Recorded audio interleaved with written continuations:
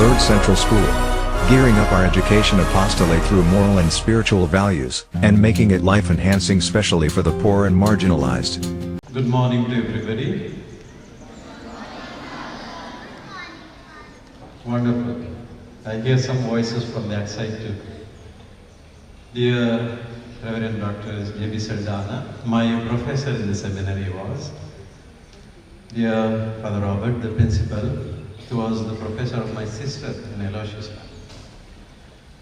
Dear Reverend Father Arul, Brother Lester, dear vice principals, dear Reverend sisters, teachers, members of the teaching staff and non-teaching staff, and most importantly, my dear young friends. Happy feast to you all. When Father Robert, your principal, invited me to be the chief guest, I was more than excited because, as it was said in the introduction, I was a part of this school and this parish, this surrounding years back. My first memories as a priest are from this place. And I used to visit the school and also take a few classes here and there. And I know some of the teachers who are still teaching here, and that's why I said I was more than excited. At this moment, what message should I give? I was just thinking, because we are a diverse group.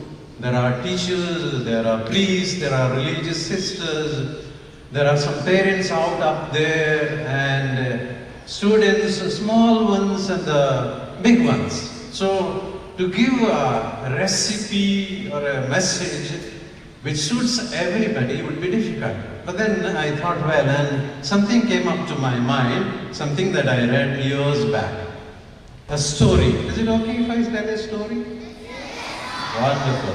So the story is about a jar. Okay.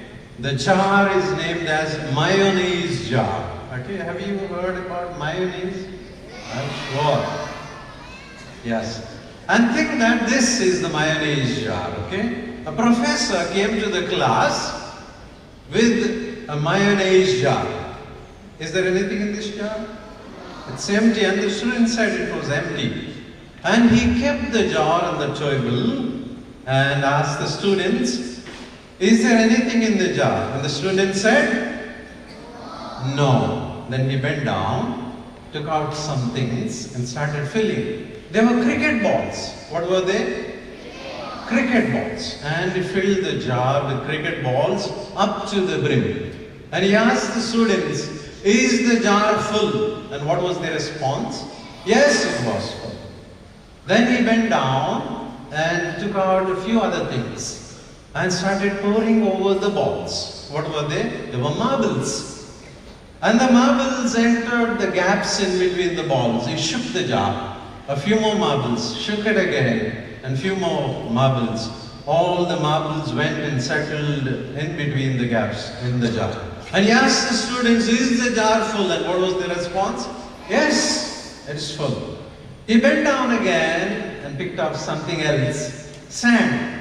He poured the sand over the marbles and the cricket balls, shook the jar again, poured again the sand, shook the jar again, and the sand particles went and settled down in all the gaps. And he asked the students once again the same question, is the jar full? And the students were laughing and giggling, and they said, yes, sir, it is full. The professor bent down again and took a glass of water, poured it over it, bent down again, took another glass of water, poured it again, and he went on doing that until the water came to the brim.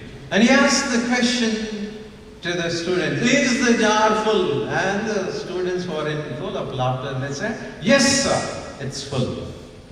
Then he bent down again and took some black ink and poured it over it, shook the jar, and the entire jar became black. And he kept the jar on the table and told the students, my dear young friends, this jar represents your life, my life. And the things that I have filled in this jar represent the things in our life, the things that happen in our life. our responsibilities, our people, and so many other things. Remember the order in which I filled the jar. What was the first thing that you filled in? The second thing? Third thing?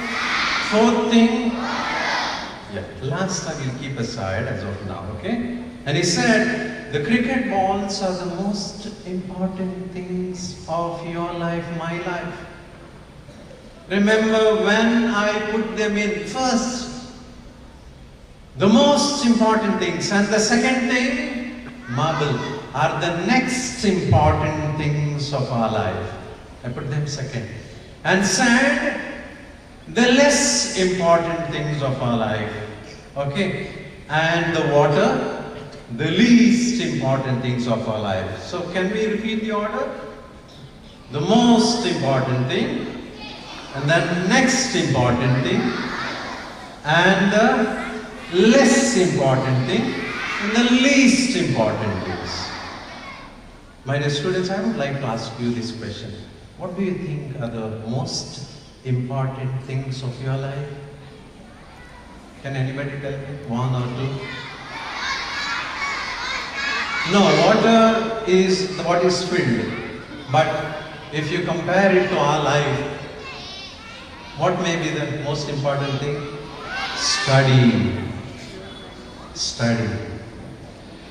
What would be the next important thing? Our parents. God. So my dear friends, if you do not fill your life with the most important things first, then there is going to be confusion. Imagine if the professor had to fill the sand first. Was there a place for cricket balls? Imagine if the professor had to fill the jar with water first. Would there have been place for marbles or any other thing? So what is the most important thing as students? Your study, right? At home, your parents, in the school, teachers. These are the important things. I'm not going to enumerate the rest of the things you understand, especially the grown-ups. For us priests, and there are here family people, the teachers, all of us have our own order of putting things in our life. Let's all remember that. The last thing that I want to tell you, I think you already begun about it. The thing that turned the entire jar into black, what was it? Today, the most dangerous thing that's happening around us, drugs. Drug can destroy and change the entire thing. Can kill human beings, can kill young minds. And that's why the warning. The last black thing that entered a little bit, but then it transformed the entire thing into a black thing, deformed, destroyed. Nobody could identify what was inside. My dear young friends, we have to fill our life with right things, and that's what Mama Mary tells us. Mother Mary's life was full of good things. The best things, and in the right order. So I wish that all of you become intelligent, smart. I always see the names of the Lourdes students coming in the newspaper, and here and there spoken. And we all say, the children of Lourdes school are smart.